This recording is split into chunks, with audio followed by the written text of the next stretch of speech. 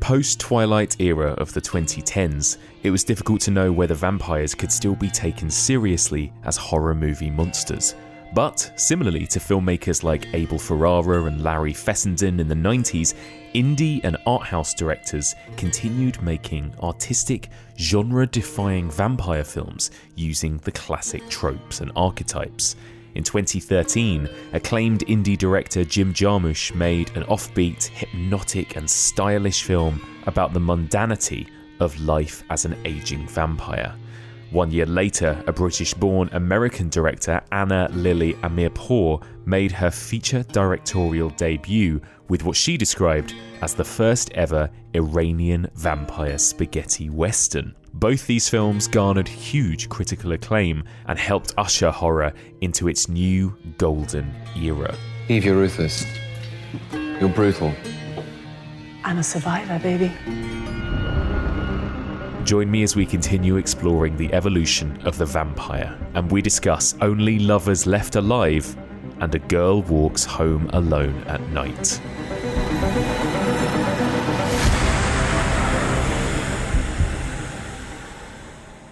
Welcome back to the evolution of horror. My name is Mike Munzer, and as ever, I am your host.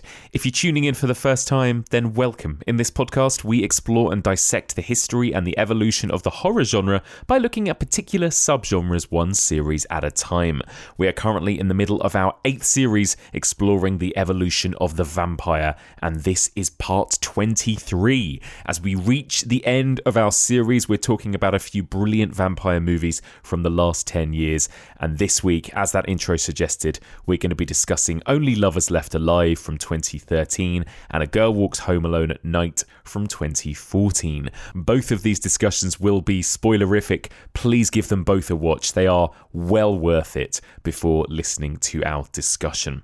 So later on in the episode, I'll be joined by Maha Albadrawi to discuss A Girl Walks Home Alone at Night. But first of all, let's get stuck into Only Lovers Left Alive. Joining me to discuss this brilliant movie, it's a longtime friend of the pod and very good friend of mine. He was last year in our Mind and Body series discussing Lost Highway and Jacob's Ladder. And he's back. Critic, writer, series producer of Inside Cinema and co-host of the brilliant Bibliothek podcast. It's Michael Leader. Hello, Michael. Hi, Mike. It's so great to speak with you. We used to speak every day at one point, didn't we? I was really excited to have you back on the podcast because it was just a lovely excuse for us to sit and chat about movies, which, like you say, we did this pretty much day in, day out for about 3 years when we worked together on Inside Cinema, right? So it's lovely to be back chatting movies with you again. Yeah, and one movie in particular, I guess, today, although I'm sure we'll spill out in many directions. I'm sure we will, I'm sure. First of all, just tell us a little bit about all of the exciting things. I've actually got right here in front of me a copy of your gorgeous book, which I've been really enjoying. But tell everyone a little bit about how the podcast and the world of Bibliothek and the books and everything's going. Yeah, Bibliothek is going from strength to strength. I think now is probably the point where we changed our Twitter bio, we changed our Instagram bio, because it's not just a podcast anymore. No. We do the podcast, of course, that's the heart of it all, but we now write books and we also go out and get on the road and do screenings as well. So this year, on the podcast side of things, we did one big mini-series looking at stop-motion animation, because many years ago we started as a Studio Ghibli podcast looking at that specific Japanese animation studio, and we branched out beyond that.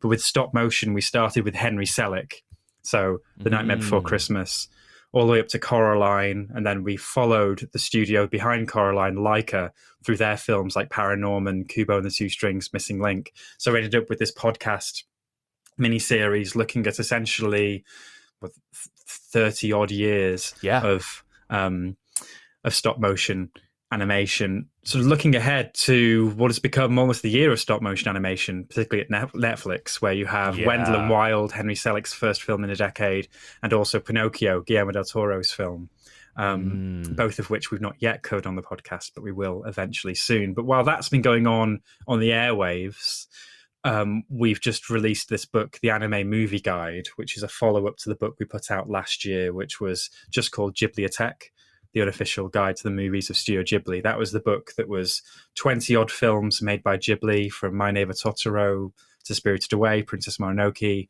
etc. When we wrote that, we then thought, let's go further down the rabbit hole and look at feature-length Japanese animation that isn't made by Studio Ghibli. So that's sort of 30 feature films in a similar style to the previous book, where each chapter is a film per chapter. I do a lot of historical nerdy context, and then my co-host, co-author Jake Cunningham writes his review of the film, often as a first-timer, although increasingly now he's seen more animation than he had when the podcast started. And every pick is almost an accessible gateway drug into the wide world of Japanese animation. Although now I'm talking about this, there isn't much horror in the book.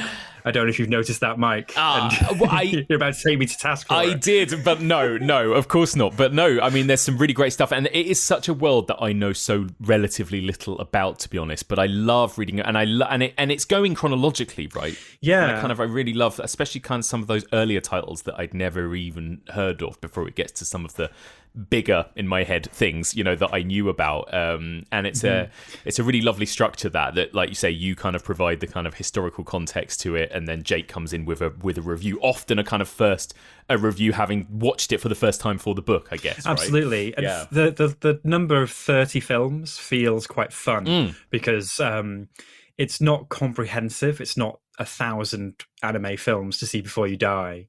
And neither is it like the top 10, the definitive canon. So 30 allows us to have a bit more fun in there. And because Jake and I have very specific sort of backgrounds in terms of our age, in terms of how we got into these films, there are some fun, strange, indulgent picks in there. Like we have The Animatrix. Yeah. Which is an anthology movie made by the Wachowskis, bringing in some of their favorite anime directors. We have the Daft Punk movie, Interstellar 5555, which for many people of around our generation, Mike, might have been some of the first anime we saw, because it was the music videos for Daft Punk. Absolutely was. That was one of the few titles of the 30 that I knew and had seen, right? And then sort of either side of that, then the stuff that's the more ultra-violent, stylized stuff from the early 90s that people maybe a little bit older than us might remember, or I have vague memories of being in the video shop looking up at the likes of Ninja Scroll on the shelf. And then this sort of wave of more recent films like Your Name that are really charming audiences around the world. So it was a really fun project to do. I love it, and it's a really beautiful book. Like I said, I've got it in my hands right now. I've been really enjoying reading it. So congratulations again. If anyone listening, if you're a fan of Ghibliotheque or anime movies, or you want to sort of dip into anime movies for the first time, grab yourself a copy of this lovely book, the Ghibliotheque Anime Movie Guide by Michael and Jake Cunningham. You can get that wherever you get your books.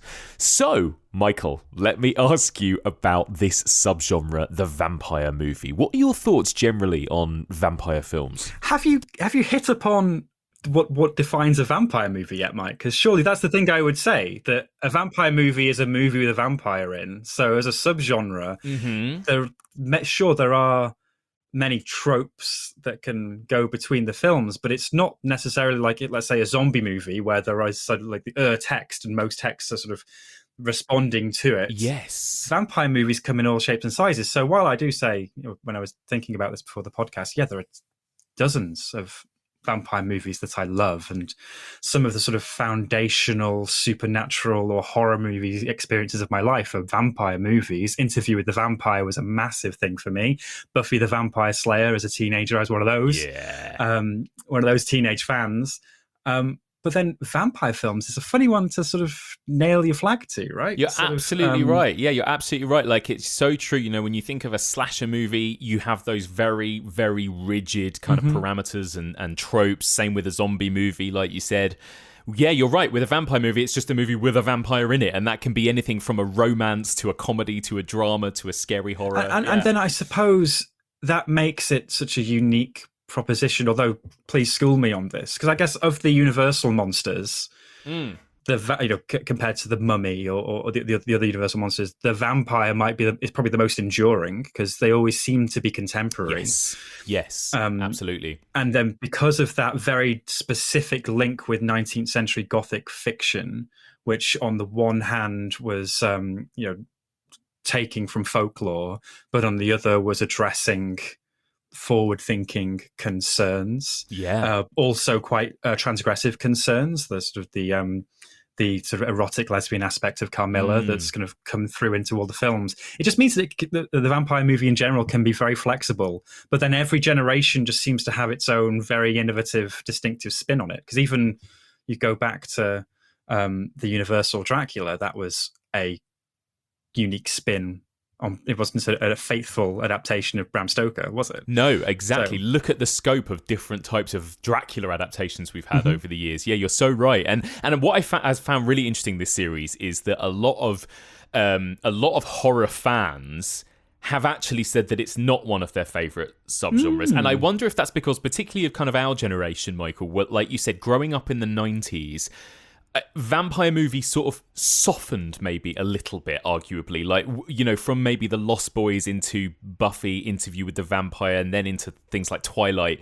You know, it was almost like, has it gone too mainstream for horror and cult fans to enjoy almost? Do you know what I mean? Or did it become too much of a hybrid? So yes, what are the key texts for us growing up? Interview with the Vampire, which is more of this sort of romantic melodrama with, you know, it's not even queer subtext, is it? No, not very subtexty. But then you also have Blade, where it is just sort of all-out action. Buffy the Vampire Slayer, where it's very much this sort of metaphorical high school experience. So yes, if you were a horror fan in the sense of being scared, witless, hiding behind the sofa, maybe the vampire subgenre isn't the one to look to. But maybe if, from my point of view, if I'm always looking at it from the odd edge cases, the more personal films, the genre hybrid films, and then also this sense of, in the last 20 years, this, you know, that there are a lot of great vampire movies the last 10, 15, 20 years that do return to horror, but with a very knowing, self-aware postmodern take.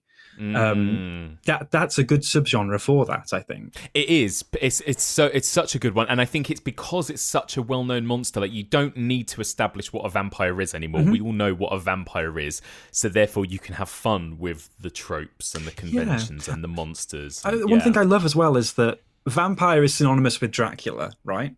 But you think about all of there isn't necessarily a zombie that you think of when you talk about zombies, or necessary witch.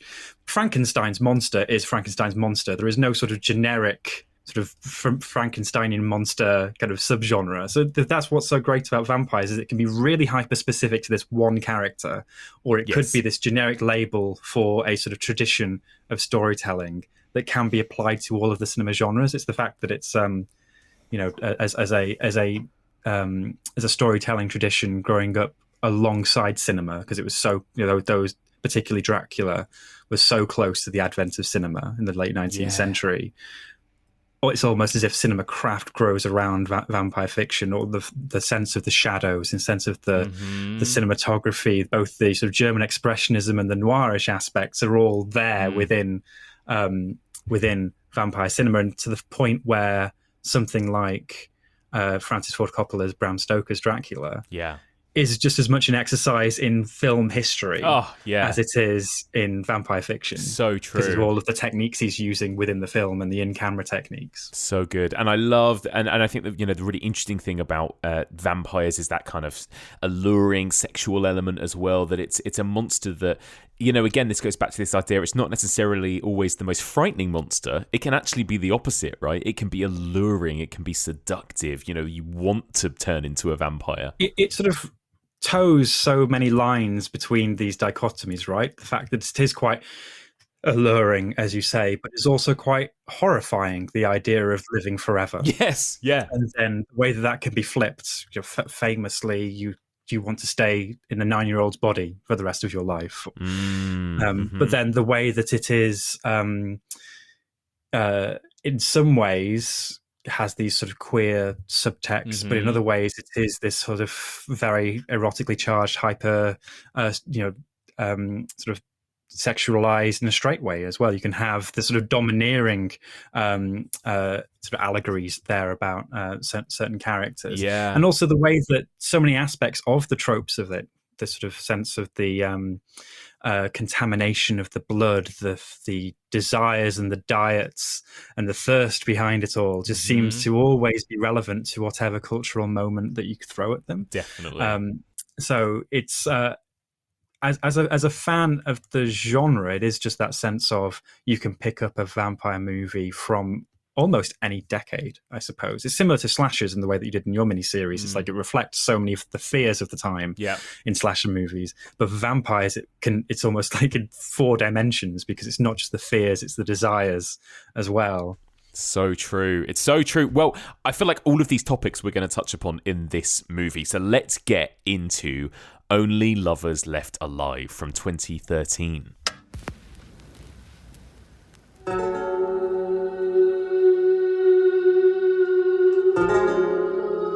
1868, her 3rd wedding.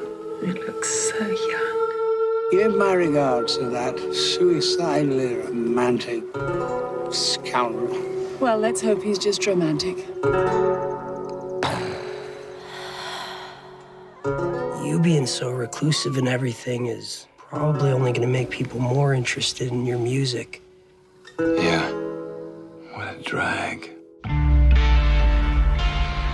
So, Only Lovers Left Alive, 2013. By the way, we spoke about this before we hit record, but I can't believe this movie is nearly 10 years old. It still feels like this just came out, you know? Yeah, I think that's because this was a film that was at the beginning of both our, feels like it was towards the beginning of both our careers. This was quite a major film. And so still feels quite recent. Yeah, it really does. So set us up, first of all, Michael. Just give us a little brief plot synopsis of Only Lovers Left Alive. So this film stars Tom Hiddleston and Tilda Swinton as Adam and Eve, 2 ancient vampires that have been together for time immemorial, but now currently live on opposite sides of the Atlantic. Adam is sort of living in a doss house in Detroit, surrounded by guitars and amplifiers, while Eve lives in Tangier in Morocco with Christopher Marlowe, who is another vampire, part of their sort of their coven that's currently broken up. And Adam is going through a bit of a, wouldn't be called midlife crisis, what would you even call that for a vampire? Late life crisis. And is contemplating sort of finishing it all. But Eve comes back into his life and they reconnect, as does Ava, who is Eve's sister by blood, which I think is a joke about their vampire sisters rather than familial sisters. She's played by Mia Wasikowska and is sort of a party girl from the West Coast who comes into their lives to upset the sort of reclusive balance of Adam's life. Yes, indeed. Yeah. So, what first? I mean, like, I want to know what you think of this film. First of all, I mean, you know, it is a film that seemed like it was very critically lauded, right? I was just reading today that in 2016 it was ranked among the BBC's 100 greatest films of the 21st century. In 2019, it was named the 4th greatest film of the 2010s by the Hollywood Reporter, which is crazy. I didn't actually know it was actually that lauded and celebrated, right? But what do you think of Only Lovers Left Alive? I really love this film. Again, I suppose going back to how you set the tone at the beginning, this isn't really a scary film. No.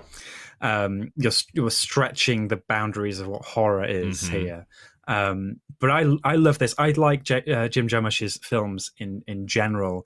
And what I love about them is that he is such a cultural sponge and he can't help but make films that reflect his tastes and values in life. So this is a very eccentric and idiosyncratic personal vampire movie where the vampire metaphor isn't for AIDS, it isn't for, for homosexuality, it isn't for any of these things. It really is just Jim Jarmusch painting within this subgenre his own values and concerns around being an old hipster.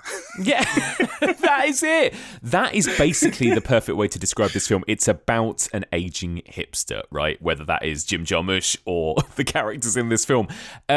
Now, I didn't love this film when I first saw it. I watched it in 2013. I thought it was a bit pretentious and boring and navel-gazy and full of itself, and I didn't get on board with it at all. Now, I don't know whether that was 10 years ago. I was young, sprightly 20-something, and now I'm an aged, miserable 30-something, and maybe that's made the difference, because rewatching it this week, I absolutely loved it. It was an entirely different experience for me. I'm so glad actually that I got the chance to revisit it for the podcast, because lots of listeners wrote in and said you've got to give it another go, and I did. And yeah, everyone was completely right. I loved everything about this film. I just sunk into it. The style, the music, the performances, the story, the characters. I lost myself in it for 2 hours, and I thought it was a wonderful experience. And I have this sometimes with Jim Jarmusch. You know, a little bit like David Lynch and certain other filmmakers. Sometimes I need to watch their films a couple of times to fully get on board with them. You know, I remember having that with the Adam Driver bus driver one. Pattinson. Is it Pattinson? I didn't love that when I first watched it, but then it has just grown on me, you know? I love that you called it Pattinson. The film's called Patterson. I think you've been watching too much Twilight. I've been watching. I've just done 5 Twilight movies on the trot, so apologies. My brain is mush. Patterson. Really love Patterson as well. But yeah, I really just like melted into the vibe of this film last night. Like I just really enjoyed just losing myself in it. The music, which I'm sure we'll talk about, and the cinematography and the performances and its pace. I really, really loved it actually. You need to meet it on its own level. I can understand that if you don't like the very opening is looking at the night sky, and it very slowly starts turning on its axis and slowly fades into a record spinning around on a turntable, and it's this very slow, drony cover of a rock and roll song called "Funnel of Love" that's playing. That's actually a cover, I believe. At least most of the soundtrack is this anyway. It's a cover by Jim Jarmusch's own band. So at this point in his life, he'd formed a band so that he could live out his fantasies as a feedback-drenched guitarist. And I suppose if it's... I went on Letterboxd just to kind of get a sense of what the cutting-edge, most recent take is. And there's a 4.5-star one saying love it, and then there's a half-star review as one of the most recent reviews saying it took the Letterboxd user three days to get through this film because they got so bored. It is very deliberately paced, and Jim Jarmusch's style is ultra deadpan. Yes. Minimalist, often very plot light, or at least plotting is never really at the forefront of his mind when he's building the film. He's much more interested in the vibe, in the frame of reference, the reference points in the music. And that's something that he's never changed. He is that guy and has been. He's nearly 70 now. He seems to be ageless, but he's actually quite an old bloke nowadays. He was part of the generation of independent filmmakers coming out in the early 80s. He was a contemporary at the NYU Film School of Spike Lee. It's amazing to think of them being part of the same student body. Yeah. God. Wow. But he had a lot of success in Europe very early in his career with some very low budget projects, Permanent Vacation, Stranger Than Paradise. Yeah. The latter of which won the Camera d'Or at Cannes. And that's so he sort of, off the back of that, has been able to survive on European money for the majority of his career. But this idea that he approaches genres but in the way that only he can has been something that he's been doing since the late 80s, and particularly in the early 90s. He did 2 films back-to-back in the mid-90s, one called Dead Man and the other called Ghost Dog, The Way of the Samurai. And Dead Man is a weird Western soundtrack in a similar way to this, with a very heavy guitar drone soundtrack, but that one was written by Neil Young, and it was a weird Western looking at the dying days of the West through the eyes of Johnny Depp's character going out there. And then Ghost Dog Way of the Samurai is his urban samurai hip-hop movie with Forrest Whitaker as a hitman who treats his craft like a samurai does. Like, he has a philosophy behind it. And that's soundtracked by RZA from Wu-Tang Clan. It's just got an amazing soundtrack. So I guess he likes to do that. And then Only Lovers Left Alive is his version of that with vampires. He also then later on does what's it called? The Dead Don't Die. What's it called? Yeah, The Dead Don't Die. He had to go at the zombie movie. Yeah, he had to go at a zombie movie, didn't he? Yeah, which I think in both our estimations is less successful than this. cross by that film. I did not like it, but on the whole, you know, most of those other titles you mentioned, I'm a huge fan of. If there's anyone that's kind of like less familiar with Jim Jarmusch's stuff, what would you say would be a good gateway entry point into Jarmusch's filmography? Where would you recommend people start? Patterson might be the one, in the sense because it's Adam Driver, and it really is this. It's almost a single performance film in a way. He's so good and so magnetic. In terms of the older stuff, I really like Down by Law, which is it's his sort of prison breakout movie with Tom Waits and Roberto Benigni in. But I'd probably say out of all of them, Ghost Dog is really good, and I've watched that many times over the years. I've seen it in cinemas, and that's one that it plays really well. It's aged really well, but it's the one as well that's probably closest in vibe to maybe he was very much catching the cultural temperature of it would play well with Lost Highway, it would play well with Jackie Brown, Quentin Tarantino stuff of the era. It fits very well as a very 1998 kind of movie. And also Forest Whitaker is incredible in that film. So I'd say Ghost Dog or Patterson if you happen to be a massive Adam Driver fan. Yeah, completely agree. And I would swerve at his attempt at doing a zombie film. That was sad. So tell me a little bit about like how, you know, we talked about, you know, like not really a horror film in the traditional sense, I suppose, this movie, but how would you say this kind of fits within the kind of vampire subgenre and uses the kind of vampire tropes, I suppose? Yeah, I suppose I can't think of many vampire films like this, which is coming from the other end of the telescope, which is just how dreary it is having done this for however many centuries. And this is sort of the personal aspect as well, which is he paints Adam and Eve as almost this yin and yang vampire guardian angel for humanity type couple, where Eve is at one with nature. She has this sort of amazing recall for animals and has communion with fungi and plants and everything all the way through. She can touch a piece of wood and say what tree it was cut from and how old it was. Whereas Adam is almost this inspiring figure for human civilization's artists and scientists, and I think they're called his heroes. So in some ways, it's has more in common with just either a deity movie or an immortal movie. They are vampires. They do live on blood, and there are these aspects that are part of that. When I talked about Adam contemplating ending it all, he gets his fixer Ian, who's played by Anton Yelchin, to mock him up a bullet with a wooden shell. Casing is bronze, but the shell is wood. So it has all the tropes in there, but the theme at the heart of it is really looking at this thing of like, what is it that keeps you alive? What is it that keeps you interested and connected with the world around you? And Jim Jarmusch has always been very open with this in his films, but it's particularly so in this one, where what keeps him going is that he is so connected to the culture around him. The artists, he, you know, both in terms of fine art, in terms of poetry, in terms of music, that's what he cares about more than anything else, even more than filmmaking in a way.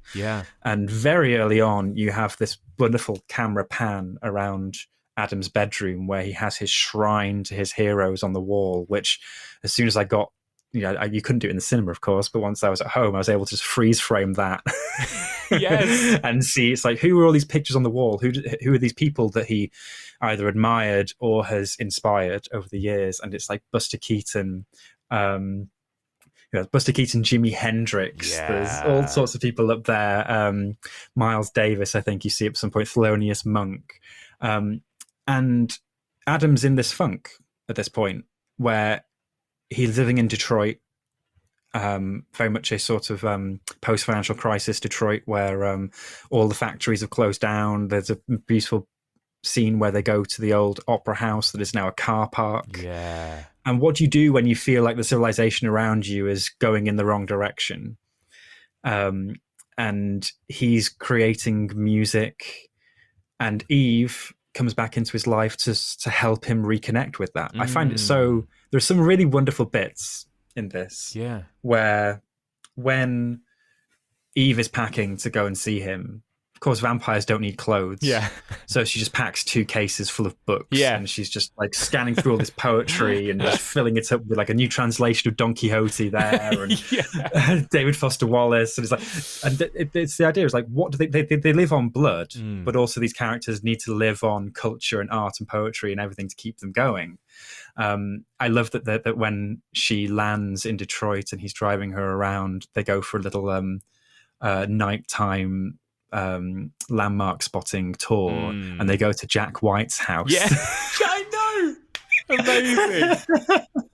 So I think in terms of within the vampire genre, he's using the notion of eternal life, the curse and the gift of eternal life, as a way of exploring not even a midlife crisis, this late life crisis. Jarmusch would have been his early 60s, late 50s at this point, making this film, and he'd seen the sort of ebb and flow of cultural tides come and go several times over from 1960s, 1970s to the early 2000s or the 2010s by that point, and realizing that, you know, he needs a new thing to glom onto to keep him going. Do you think it runs the risk of feeling a bit too much like old man yelling at clouds, it's not like it was in my day kind of a film? I'd say that's the main problem with the zombie movie that he makes next. Yes. Because that's the one where the zombies are literally on their phones scrolling through Twitter, if I remember correctly. In this one, Adam and Eve do talk about the world outside being populated by zombies, and the zombies have taken over and everything. But I think the important part of this film is that both in the Detroit and Tangier sections of the film, they go to gigs of young performers that blow their minds. Yeah.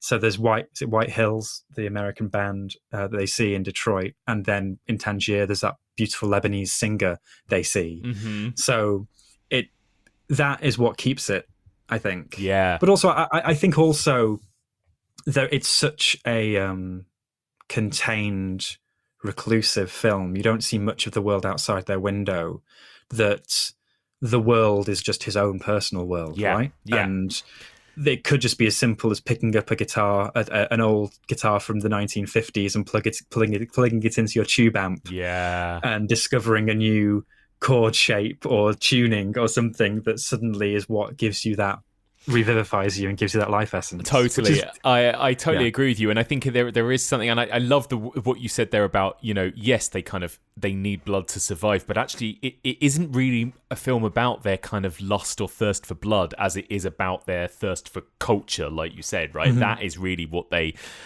yearn for and what they feed on. And I think it's, you know, I was thinking in some ways, if it wasn't for the fact that there had been several really great vampire movies since this film, this would have kind of been it would have almost felt like a perfect endpoint to this vampire series, because it's really got that feeling of like two vampires at the end of a very long life. And it kind of feels like a real like meditation on the vampire genre and looking back and what it means to be a vampire and the way in which vampire fiction and mythology and art and everything over the last 100 years has kind of shifted and changed, and it feels like all of that is kind of in there too. And I was thinking that, you know, you could almost imagine a very different kind of like very mainstream version of this film being more about their life, right? From sort of, you know, we're jumping through time in a kind of Interview with the Vampire way, or a kind of almost like a Forrest Gump way of like, oh, Tom Hiddleston worked with Jimi Hendrix or did this or did that, or Christopher Marlowe. Like you know, there could have easily been a very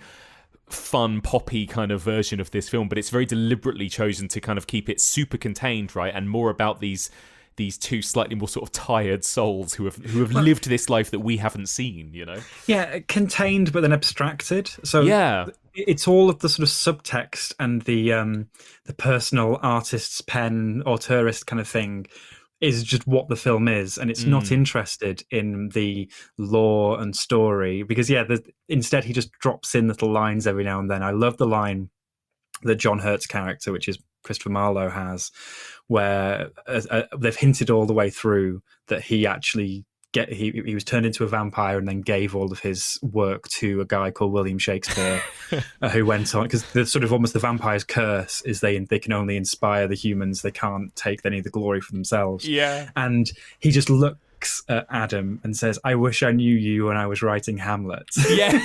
Literally just drops lines in like that, which, actually you talk about, Interview with the Vampire, or something like The Sandman would be about the history of these vampires, the things they would have seen, and the lives they would have interfered with or inspired over the years. But really, Jarmusch, I think in this he's got the balance right. Although I can really understand maybe people who want more of that world building might be frustrated by that.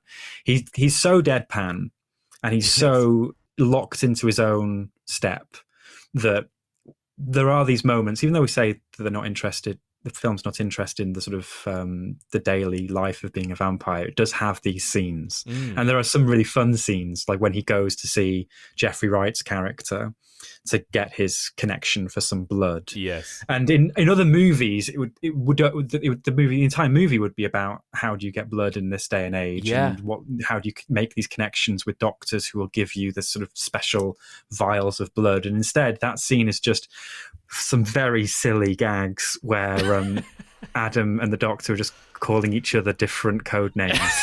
And Dr. Jeffrey Watson Wright, and Dr. Faust. And it's so funny. Jeffrey Wright has one of the best voices anyway. Yes. And where he goes, Dr. Strangelove. Yeah. And there's that amazing bit when he takes the money and he throws it and it lands in his pocket as well. Like, Jeffrey Wright has got some great little moments in those scenes. Really, really good. Yes, there are these little moments there where he's playing with the genre. He's very much of the generation of the raised by 1950s B movies on the TV generation, like Joe Dante. He is that similar age of those guys. And you talk to him and he'll talk about watching those late night movie marathons. So he does have it seeped into his bones. He just isn't interested in making a tribute, or at least a straight faced tribute to it all. No, exactly. It's all there. And again, it comes back to what we were saying at the beginning. It's like, we all know what vampires are by this point in film history. Like, we don't need any of that stuff spelled out to us. That's just there. And then it's like, what other interesting stories can you tell around that then with vampires in? And apart from the fact that, like you say, it's more a kind of story about deities almost. It's more the reason they're vampires, it feels like in this film, is because you have two people that have lived for hundreds and hundreds of years, really. That's more what it's about, isn't it? It's the monotony, and maybe almost, And something else about vampires, I suppose, is he does play with the idea of blood being almost like a drug. Yes, I suppose that they do bliss out when they have a hit, and of course with the sort of associations with some of the poetry and musicians that he's playing with, it does have sort of heroin connections, I suppose. But also, Jim Jarmusch is a sort of guy who will wear sunglasses at night. So, and that is a vampire, isn't it? Yeah, he is. I've never seen Jim Jarmusch not in sunglasses. That's a very good point. Yeah, the blood stuff is interesting. And what do you? How do you read the way in which they have to actively avoid drinking blood just from strangers, right? Like, and not necessarily for moral reasons as much as it is just that the blood these days is contaminated, according to them, right? That everyone's blood is contaminated. Is that just, they're literally talking about drugs, disease, whatever else? Is that kind of how you read it? Yeah, he doesn't really put a very firm read on that, does he? Because I guess we can spoil the end of the movie, right? So Christopher Marlowe does die at the end of it. He does seem to have some sort of degenerative disorder that's related to some bad blood that he'd been given. Yeah. Where there isn't a sort of name they put on the contamination of that blood, whether it is, whether that is something HIV related or whatever. I suppose he doesn't say that. Yeah. Of course, with the circles that Jarmusch would have moved in as a member of the 1980s New York art scene, it's hard not to read that into this. The amount of great artists and poets and musicians that we lost in that generation because of that. But it doesn't really. He doesn't really, and I guess that is something that may frustrate some people in a way, that it's not really given enough room to flourish into being an allegory. Yeah, and neither is it fully explained to be its own thing. But then also, I think another reason why they try to find these connections and get blood out of from doctors or from other sources is that it's such a faff getting rid of a body. Yeah.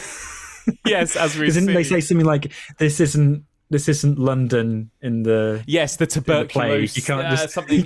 just chuck him onto a plague wagon. I know, I love it. I love that. Yeah, there is this real feeling of like, here we go then, when they have to get rid of that body. And yes, because there's even that moment with when Anton Yelchin's character is killed, they kind of go, well, maybe was his blood contaminated? And one of them goes, he was a musician, right? So again, it's like, what are they in for? Is it, like you say, is it maybe something to do with HIV? Is it more just like a drug? Is it just about drugs in their system as well? Maybe it's a bit of everything generally. Yeah, because Jarmusch in his films, he does deal with some quite serious themes. In both Ghost Dog and Dead Man, he does tackle, in terms of sort of the racial politics and landscape of America, very heavy themes. But he is also probably not above saying the contamination in someone's blood could be too much coffee or something, Yeah, no, exactly. Because that's the opening scene, I think, in The Dead Don't Die, isn't it? That the zombies are going to Starbucks to get their coffee, and coffee is a recurring theme. He made an entire series of short films called Coffee and Cigarettes. When he gave up drinking, did he give up cigarettes or give up drinking coffee? He gave up one of his two favorite vices, and to replace that vice, he started making short films centered around coffee and cigarettes. This is why he's so often mistaken for David Lynch. This happens a lot. He's told stories a lot about how he walks down the street and people go, oh, I love Twin Peaks and stuff like that. Which is hilarious. But yeah, it's all of that is really interesting, and I like that it's kind of left kind of open-ended with that kind of stuff, What do you think of these performances then? Like, there's an amazing cast in this film, isn't there? But first of all, just, Tilda and Tom as Adam and Eve, what do you think of them? I think Tom Hiddleston's a kind of interesting choice, because Tilda Swinton seems perfect for this kind of ethereal... magic, ageless, vampire. But Tom Hiddleston, I found a really interesting choice in comparison. But what do you think of these two and their chemistry? Tilda Swinton, I think, was the first part of the puzzle. He wanted to do this with her, and it took many years for the project to come together. And it was originally supposed to be Michael Fassbender as Adam, which I think would have been really good, really interesting. It would have been more severe and less mopey. Maybe. Yes. Tom Hiddleston. Yes. I remember at the time I really liked him in this. And this is maybe showing how much has changed in 9 years. Because maybe now we have a very different view of Tom Hiddleston. Not because anything's come out about him or any sort of revelations or anything, but just maybe he's been a bit overexposed and we realise what he does well and what the limitations. Like he's very good as Loki, for example. Yeah. He's a very good stage actor. But he's not a sex symbol. He doesn't necessarily play Bohemian necessarily very well. Well, that's the thing. He's very handsome, but he's kind of like English gentleman handsome, not necessarily this kind of rugged, long-haired kind of tortured musician, like it's an interesting... not that I'm saying he's not good in it, actually, but it's just an interesting choice of casting, especially at this point. It absolutely is one of those examples where this film came out 2013. He'd only been in 2 Marvel movies at this point. So this comes out, it premieres at the Cannes in the spring following the summer of the Avengers. So he's just been in the biggest movie ever. But so therefore this just catches him before he has the awkward, maybe 5 to 10 years after this, where he's doing great in Marvel movies, but then you have him going between biopics and other odd choices. The Kong Skull Island movie, where he tries to be a leading man hero with sort of varying degrees of success, and Crimson Peak, of course, not long after this. I know you're not a fan of that film, Mike, but I'm not. Considering that the billing of this character is meant to be more Byronic than Byron, like could have inspired Hamlet and Byron, and every rock star you can think of. I think he fills it really well in terms of he does. The performance. He's great, but now looking back, that is a casting choice that is quite curious, because we now realize that he he doesn't have longevity playing those sorts of roles. He isn't a Fassbender, for example. But do you think it kind of feels important that they are big stars in these roles? Like, there's something about it too, this idea that they are, and including John Hurt, like these sort of legends almost as well. There's something about them, like when they're on a plane together and they're both in their sunglasses, like they look like celebrities, don't they? And I think there's something that would have been lost had Jarmusch just cast a bunch of unknowns, for example, in all these roles. I think particularly with Tilda Swinton, you need to have that immediate response to her. You need to believe that she is some sort of supernatural being. And I went back and reread my review of this, and it came out around the same time as Snowpiercer and a couple of other films where Tilda Swinton was playing characters wearing a lot of heavy makeup. And so this is the one where she's actually just herself, with this mop of hair. And it's so engaging when you get actual Tilda Swinton and not old lady Tilda Swinton or scary Tilda Swinton. Because I guess it's Moonrise Kingdom is the other one around this time. Was she in that? There are a few roles where she's made up. Absolutely. And she's good at everything. She's good at scary. There's a real warmth to it. Funnily enough, playing a vampire, she's very, very warm in this movie, I think, isn't she, as well, which is really lovely to see. Yeah, it's the flip side of a film that I would draw a comparison with, which is The Hunger. They are. I'm probably thinking of this because of the opening scene of The Hunger, where they go to see, is it Bauhaus, or at least Bauhaus is playing. Yeah. Those club scenes, and they are so withdrawn and cold and shimmery and perfect. Whereas in this, you're right. What Tilda Swinton brings is this warmth, and it's a warmth that comes from being so alive and interested and excited by everything around her. So she sees like a skunk walk across some grass, and she's like, wow! She finds some mushrooms growing in the cellar. I know, I love it. And these two, the first time they have a scene together interacting is this like weird FaceTime call that they have together as well, right? Which is kind of hilarious and sweet, and that he uses all this old analog technology and she's there with her phone. Do you sort of believe these two as this kind of couple that have had this love for however many hundreds of years as well? I can believe it. Yeah, I think as archetypes as well, I can completely believe that if there were these guardian angels behind society, I think that this would be the way they would present themselves. But also, I believe them as a couple in the sense that this is going maybe a bit too far on the biographical auteurist side. Jim Jarmusch is in a long-term relationship with another filmmaker, Sarah Driver. Yeah. And I can completely believe that this is the way that two people very invested in their cultural and artistic and imaginative lives would live together and be together, particularly if one of them's in a sort of funk. It would be, I need to rush towards you and give you these books and reconnect you, buy you a lute. Yeah, buy you a lute. Oh, God, it's so funny. Yes, and also there is this sort of distance at times between them, but it's not an issue, right? As well, that she goes off on her own for however many weeks or months at a time, and then comes back to him when he needs her, and that kind of thing. Isn't that how Tilda Swinton operates? I vaguely remember like a news report where she has her long-term hubby who she sees every now and then. Yeah, that might be right. And she goes around the world. I mean, I can totally imagine this is how a lot of artists and people probably live, right? It's so true. And yes, I like that none of that is an issue in their relationship. Like that there's no judgment being passed on any of those types of things. And in fact, they have this kind of really beautiful kind of relationship throughout, don't they? Comparing this with something like Interview with the Vampire or those films which are about eroticism and sexuality and romance, this is a romantic film about these characters, but there's not necessarily much sexuality.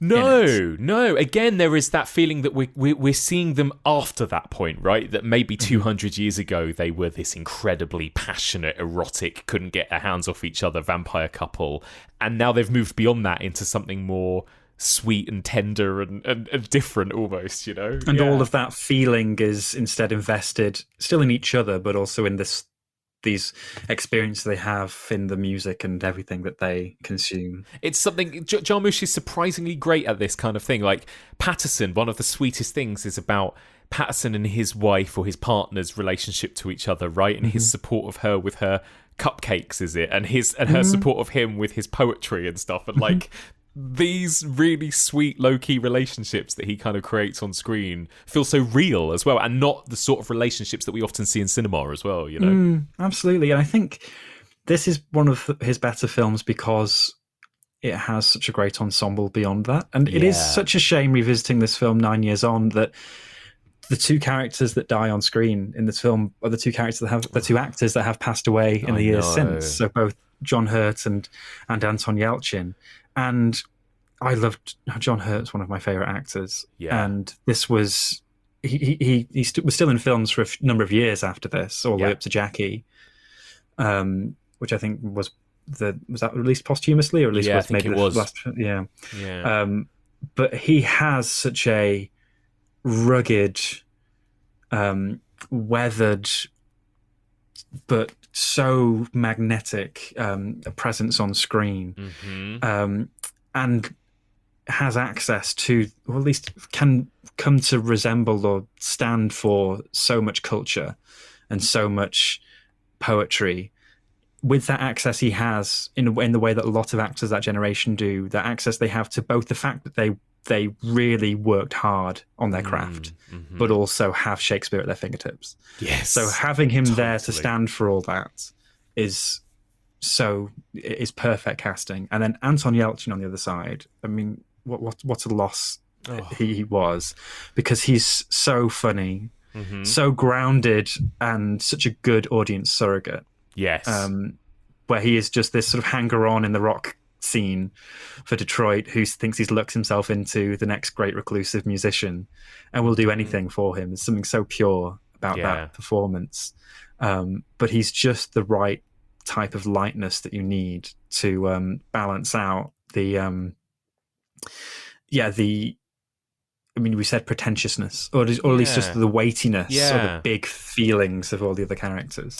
Completely agree. Yeah, all of the performances are stunning, and it's perfectly cast in that regard. You're right. What about Ava, the character of Ava, who kind of comes into it in this kind of section midway through, played by Mia Wasikowska? What do you think of her, and what she kind of then brings into this story at that part? On rewatching this, after watching it a lot at the time and loving it then, that's the sequence that maybe feels where he says, I need a second act here. Yes. So bring a bit of kind of chaotic energy suddenly into the film, right? Kind of to disrupt that kind of calm equilibrium almost. Yeah.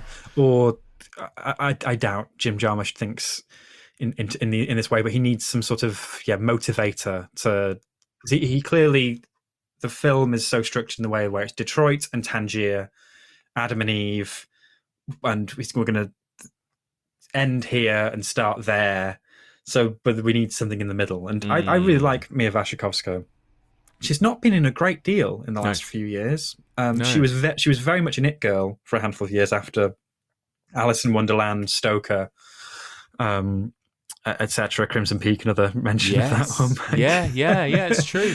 And this is one where often she's the one that feels like she's out of time. In the other films, she's a little bit too prim or a little bit too uncanny in her performances, particularly something like Stoker.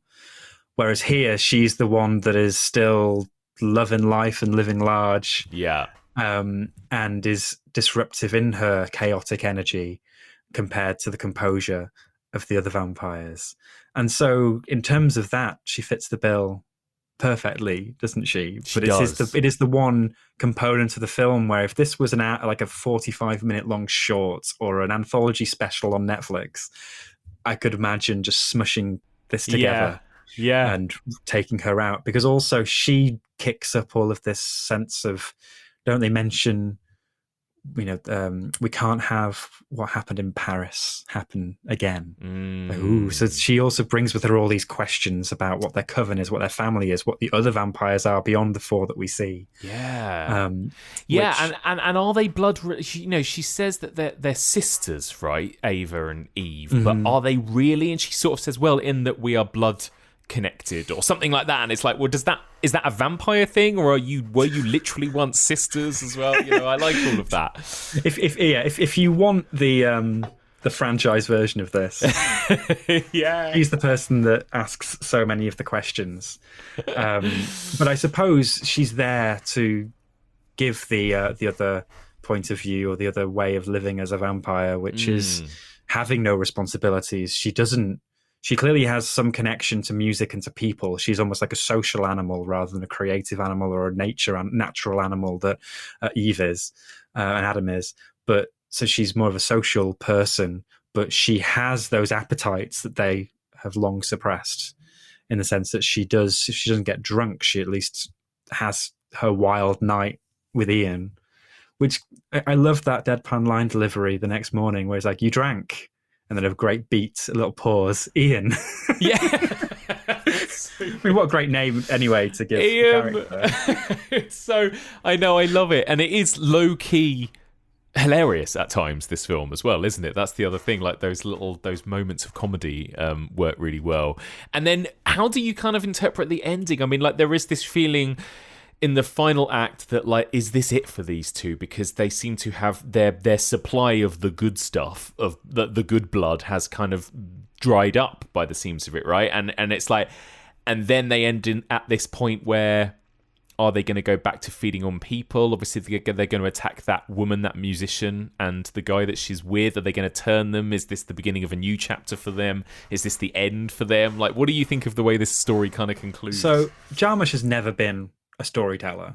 He's a vibes guy, and I think that is the best possible evocation of the story, of what he's getting across, which is they are going to go and feed on the next generation. Yeah. As in more in terms of get their sustenance culturally from these people. They've now got into this place and they're going to sink their teeth into the world around them once more, and that's what's going to keep them going. So I think it really nails the theme really well.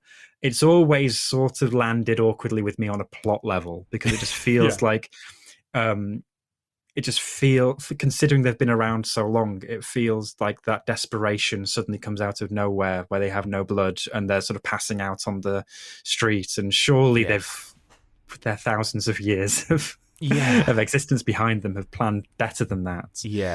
So it's almost like he needed a button to land on, and what better one than that sort of terrifying but actually quite funny final shot of them coming towards the camera, taking off their sunglasses and showing their fangs properly for the first time, at least baring their fangs in violence for the first time. It's a great final shot, but in terms of the plotting of the whole thing, asks those questions, as you say, Mike, which is like, you've just had a film where they're saying we don't want to kill guys, you don't kill people anymore, and now they're suddenly just throwing that away in this new town. But I think, as I say, thematically it's perfect. It lands it. So he's got his loot, he's found a new musician that he likes and a new town. I've been thinking about this a lot recently, because I'm old. We're getting old now, Mike. We have so many films about being 27, and we have so few films. I mean, we're getting an increasing corpus of films about being 70. I've just watched Living recently. Me too. Great movie. That's one that is both a film about being in your 60s and being in your 20s. We have very few films about being in your 40s and 50s that are sort of like this, which is, if you live an artistic, creative life, how do you stay relevant? How do you stay connected to what you love? How do you not just let it just all ebb away and become a zombie? And so I think that is the best level to take this film on, that sort of personal level. And that ending of being in a new, maybe shaking things up, moving to a new city, reconnecting with an old lover, reconnecting with, maybe it's something from the long distant past, as that's what the loot symbolizes, or something as current as a young Lebanese musician. They are the things that can keep you going. So I think that's just what the film does perfectly for me, watching it for the umpteenth time 9 years after release. I love it. And actually, you should just quickly mention the music too, because like that, I was talking to my friend of this pod, Becky Dark, about it last night, and she was saying that off the back of seeing this film, she became obsessed with that Lebanese musician that we see at the end, and even went to see her live at the Roundhouse and everything. But like, I know that like the music for this film and that kind of side to it has kind of lived on as much as the film, hasn't it? You've got the soundtrack yourself, right? I remember you sending me a photo. I have, right next to me here. Yeah. And actually, I went the opposite direction of Becky. So I got really into Squirrel, which is Jim Jarmusch's band, and also really into Josef van Vissem, who's the lute player that does the other components of the soundtrack. Yeah. And his stuff is all, he's a minimalist composer, so in the more sort of Philip Glass tradition of all those sort of scales of notes that just sort of go round and round and round and are so entrancing, but he's playing on a lute. And so he has this sort of basic droning instrument in the background as well. His stuff is really fantastic. And that's I will almost always fall for a filmmaker who packs their films with things they love. Yeah. It's why there are certain Wes Anderson films and certain Guillermo del Toro films that I love probably more than the actual quality of the film. Yeah, makes sense. Because in the soundtrack, production design, costume, whatever it is, they've given you something. They want to impress on you, much like Adam and Eve are doing, I suppose. That's what Jarmusch is trying to do here, is here's some music that might blow your mind. And yeah, if you connect with it, it can blow your mind. So yeah, the music is perfect in the sense of setting this thoughtful tone. Yeah. This almost timeless, ageless. Absolutely. It's tone timeless as well. Yeah. But it also feels completely alien and out of this world as well. It's wonderful, isn't it? So finally then, I mean, what I usually like to ask people, especially with older films, is how you think this film kind of holds up. This film is obviously so recent still, but do you think that the opinion of this is going to change over time? Do you think this movie is going to age well, sort of as we look forward into the future? You know, is this going to be regarded as a bit of a classic? I hope so. I think it's a hard one to catch a drift of, because sorry for the drinking game people out there. This is pre A24. Yes. This is before the whole sort of post horror thing. Yeah. Or elevated horror thing. This comes out a couple of years after Let the Right One In. It does, I suppose, yep. or just, but it's before so much of what we now consider sort of 2010s horror, even though it's 2010 to 2013. Yeah, that kind of 2010s horror really kicks off about 2014 with like It Follows and The Babadook onwards, essentially. Yeah. So it doesn't really have a seat at the table with that sort of conversation or that canon that the sort of film fans that have grown up in the last 10 years. I don't know if it really is a text for them, but I really hope it does stick around. And I suppose also Jarmusch doesn't play the game, or at least he hasn't done an A24 film. He hasn't been embraced by the TikTok crowd or anything like that. He's very much off in his own world.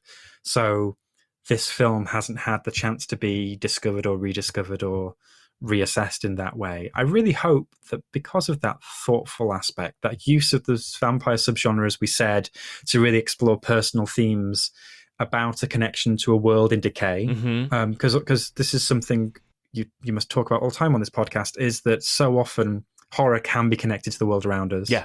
Or it can just be escapism. And he really does want you to care about the world around you. Jarmusch does. Yeah. And I remember it must have been around Patterson. You know, he was saying how, I think maybe somebody even asked him and framed it as, who would be the heroes on the wall now? Yeah. You know, you've got your Shakespeare and your Buster Keatons and he said like Billie Eilish, and he said Greta Thunberg. Like, he is very much connected with the world today. So I think it's very easy to dismiss this film as being very much up itself, and disconnected. But I think the theme and the lesson that you can draw from it, or at least the sort of excitement you can draw from it, is being connected with each other and the world around us. Yeah, perfectly put. Well, there we go. Well, let's wrap it up there. My final question for you, Michael, which I've been asking everyone, of course, is what is your favourite vampire movie? So I've got a list. Love it. Because of course I'm of an age where Count Duckula was on telly when I was a kid. Yes. Buffy the Vampire Slayer when I was a teenager. Yeah. So like vampires are absolutely everywhere. In terms of features And that's what's great, is that it can encompass everything from Into the Vampire to Life Force, right? Like Life Force, yeah. Space vampires, yeah. Space vampires, and just a film of men being absolutely terrified by a naked woman. Yeah. Yeah. I'd probably go, the one that I return to again on the big screen, and I do love, is Bram Stoker's Dracula. Yeah. And I think that is such a unique, almost miraculous thing to exist. We talk about blank check projects and indulgent projects and box office bombs and everything. It is just insane that Francis Ford Coppola got to pull that off. Yes. Created it in his own way, and it's wild in a way that only a film by a master can be. Yes. The way that it has in its sort of style, in its operatic timbre, and in its sort of storytelling, in some of its performances as well. And on one extreme, you have the wooden plank of Keanu Reeves and Winona Ryder saddled with an accent that she can't quite pull off, all the way to Tom Waits in a lunatic asylum. Oh, what a film, right? Yeah, you're right. So I find myself, in that nook. I'm not really a Hammer horror vampire fan. It's almost that nook of the late 80s, early 90s, from, I'd say, Near Dark up to Kronos, where they're strange, they're genre hybrids. There is that weight of a tradition on them, but there is such a filmmaker with a point of view behind them.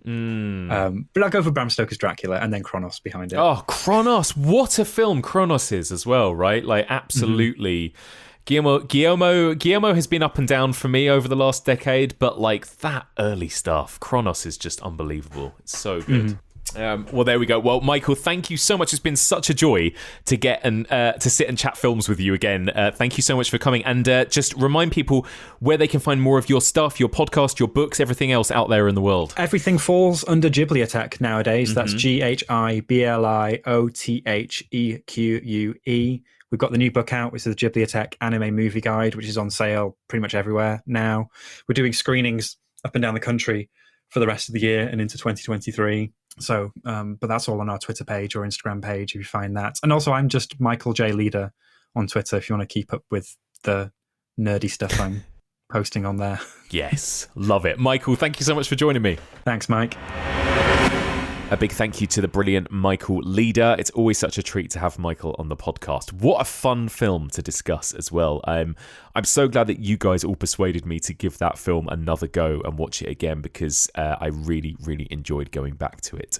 So before we get into the second half of this week's discussion, just a quick moment to plug some of the brilliant events that we've got coming up in London. So if you are in London or within reach of London, we've got some very fun, festive horror events coming up over the next few weeks. On the 1st of December, that's Thursday the 1st of December in the evening in London at the Genesis Cinema, our favourite cinema, we are going to be hosting an EOH Christmas pub quiz. So this is not going to be a live streamed pub quiz. This is an in-person quiz, and there are limited tickets available. It's going to be hosted by me, Becky Dark, and Brad Hanson, and you can come along. You can play in a team of up to 6, or you can play as an individual or in a pair, however many people you want, and there are going to be lots of on-the-spot prizes to win. So grab yourself a ticket for that while they last. The quiz starts at 7 p.m, and then from 9 p.m, we are going to be screening the extended version of Stanley Kubrick's The Shining in the Genesis Cinema. So if you want to come for the whole night, you can also grab yourself a ticket for that. Then jumping forward to the 12th of December, that's Monday the 12th of December from 8:30 p.m, we are going to be hosting a very special night of Christmas ghost stories. So Becky Dark and I will be hosting cocktails in the bar beforehand, and then from 8:30 we're going to be joined by the brilliant actor, writer, director Adam Z. Robinson will be joining us to perform an original live ghost story, then followed by screenings of 2 classic short BBC ghost stories for Christmas, Whistle and I'll Come to You, and A Warning to the Curious. So 1 ticket for that whole night means that you'll get to see a live ghost story from Adam, followed by 2 classic BBC ghost stories on the big screen. It's going to be an incredible night, and it's going to be a very scary night. I cannot wait. So if you want more details for all of these Genesis events and you want to grab yourself tickets, just head on over to evolutionofhorror.com/Genesis, which will redirect you straight to the Genesis ticket page where you can grab your tickets to any of those Christmas EOH events. That's evolutionofhorror.com/Genesis. Okay, let's head into the second half of this week's episode then. I sat down with a brand new guest, Maha Albadrawi, to discuss Anna Lily Amirpour's incredible A Girl Walks Home Alone at Night.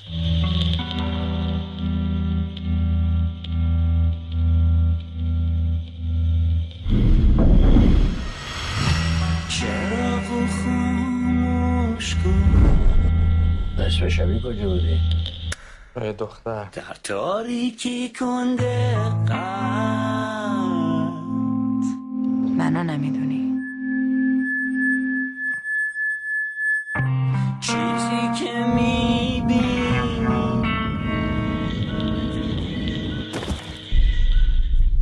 از چی هستی؟ من بدم. A big welcome to Maha Albadrawi. Hi, Maha. Hello, Mike. Hello. What a joy to have you here. I know, I'm so excited.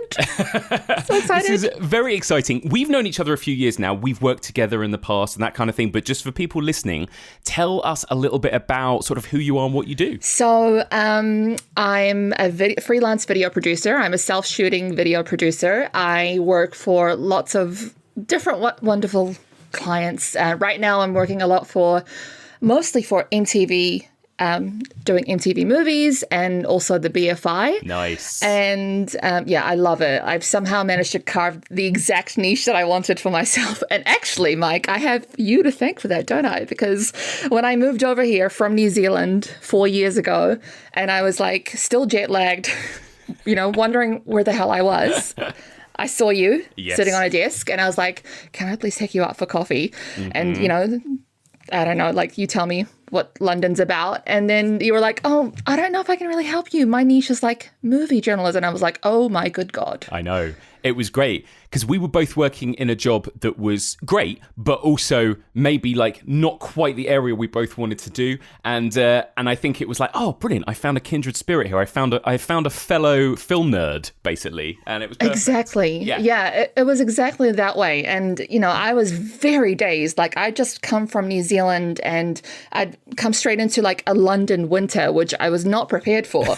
So yeah, you were a little ray of light. I love it. Well, tell me, what I always love to ask all my new guests is, what is your kind of horror origin story? What's your relationship with horror movies in general? And do you remember kind of how you your first kind of horror experience? I do, very vividly. And it's not like the best horror film, but it was very like visceral for me because I was 9 or 10 years old. So we had just moved to New Zealand. So before New Zealand, I'm from Iraq originally. We had just moved to New Zealand and I didn't speak perfect English yet, but I loved films. And one thing I used to do a lot was like stay up on Saturday night and just watch whatever film was on late at night on New Zealand television. Yeah. And someone in New Zealand, I don't know who they are, but I would like to thank them because they programmed this season on TV3 in New Zealand in the late 90s. And it was called Revenge of the 80s. Ooh. I know. And at about 10 or 11 p.m. on Saturday nights, they would play an 80s film. And 10-year-old Maha, who didn't understand English yet, but loved the way these films look, would stay up and watch. And I also learned how to record these films on VHS. And one of the films that they played was The Lost Boys. Oh my God, what a film. I know. Talk about a visual treat for a 10-year-old girl who's just sort of starting to be interested in boys. Yes. And you're hitting me with Corey Feldman. What's his name? Jason Patrick, who was looking the best he's ever going to look. And Kiefer Sutherland also looking the best he's ever going to look. Yes. With respect. Yes. And the hair and the man with the saxophone. We all remember the man with the saxophone. Absolutely. Yeah. And then about 2/3 of the way into the film, it turns into this blood thirsty horror film. So the first 2/3, I was like, oh, this is nice. I like looking at this. And then at the end, it's like, oh my God, why are they turning into lizard people? And then for a long time, I couldn't really like sleep. But I loved it. I loved the feeling. And then I became a horror fan. I love it. Well, how very apt as well that your horror origin story was a vampire film, because of course that's what we're talking about this series. Clearly you're a vampire fan, so let's get into A Girl Walks Home Alone at Night from 2014.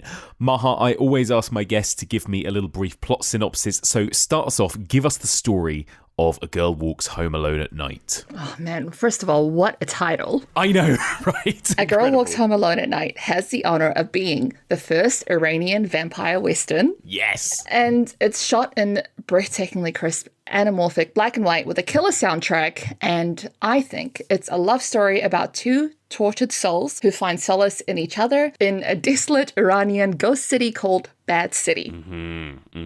That's my view of this film.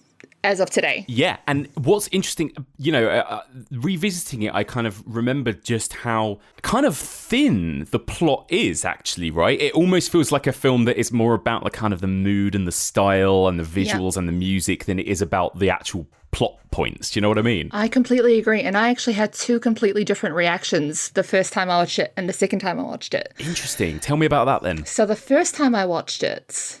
Can I tell you about actually the first time I heard of it? Please. So the first time I heard of the film, I remember this so clearly because sometimes when you listen to a podcast, I feel like a piece of audio just sticks with you sometimes. Yeah. So the first time I heard about it, I was living in New Zealand. It was 2015, and I loved listening to Kermode Mayo's film reviews. Yep. I listened to it on the podcast because obviously the time difference, couldn't listen to it live. And Mark Kermode... reviewed it, and first thing he did was he said the title, A Girl Walks Home Alone at Night, and I just remember like immediately thinking danger. Like I think I was vacuuming. I was at home doing chores. It was Saturday morning, and I was just like, I know what that title implies. Yeah. And then I tried to seek it out, but I don't think it was playing very widely in New Zealand. I know it played at the New Zealand International Film Festival, but I think maybe it had come and gone, or I just missed it.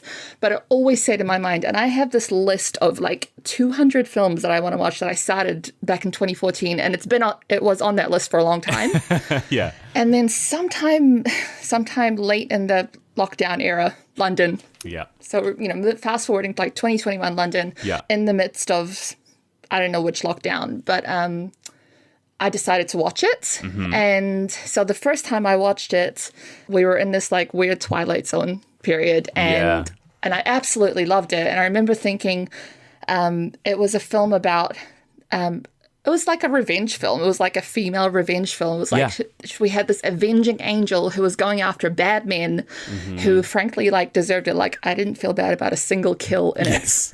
Like the kills, I know it sounds weird, but like I felt a little bit deserved and triumphant. Totally. And I think it's because I was watching it last year in 2021, and this was like after we had the awful death of Sarah Everard, who was literally a girl walking home alone at night. Yes. And I was just really feeling anger about that. And there was also like Promising Young Woman had just come out, and that's how I read the film, and I loved it. Yeah. And then I rewatched it recently, to prepare for this podcast. Yeah. And I thought, it's actually like a story about loneliness and connection. And I wonder, I just feel like it's like the girl herself. The film is like a shapeshifter. Yeah. I think that's such a good way to put it, because you're right. And again, it comes back to the idea, because the film is sort of fairly thin on plot and fairly loose. I think, there's probably 101 things you can interpret this film as being. And I love that idea, though, of, even the title bringing about, like you said, kind of things like Sarah Everard and stuff like that. I think it feels very deliberately so, right? That's what the title is, and that's sort of what the story is. And I think you're right with both interpretations you gave. It is a film about loneliness, as so many vampire movies are. They're about kind of two lonely souls sort of finding each other. Yeah. But this is also totally a kind of female revenge movie, isn't it, in a way? Yeah. Like, it definitely feels like that too. Like you say, every victim definitely has it coming. I think. They had it coming. Yeah. I love the film as well. I've only seen it twice, and watching it again first time round, I watched it in the cinema. I think it was a press screening, and I was just like remember just being absolutely blown away by just the amazing visuals and the music and just kind of getting lost in that world.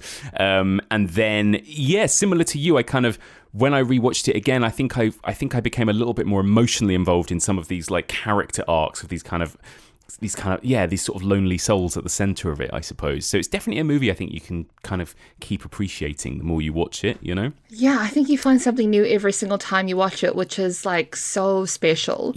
Yeah. What did you think about her confronting the little boy? Because I had an idea about that the first time. But I'm curious to know what you think. Well, it seemed to me like basically it's like a warning, right? That this is a boy that could grow up to be one of these toxic, dangerous men who, you know, she bumps into at night, and you think, well, what's he going to be like to bump into at night in 10 years' time, for example, right? And it's almost like this kind of terrifying warning, like this spirit almost coming to him and being like, she literally says, be a good boy to him, doesn't she? I'll be watching you for the rest of your life. Yeah, she scares the shit out of him, tells him she's going to, like, what is it, eat his eyeballs or something? This poor child is absolutely terrified. But it feels like, she essentially knows what men are like, and she is like warning this little boy, don't become one of those men, essentially, right? I think also she knows where she lives. She knows the environment that she lives in, because it's not necessarily that the boy is evil. It's that they live in this lawless city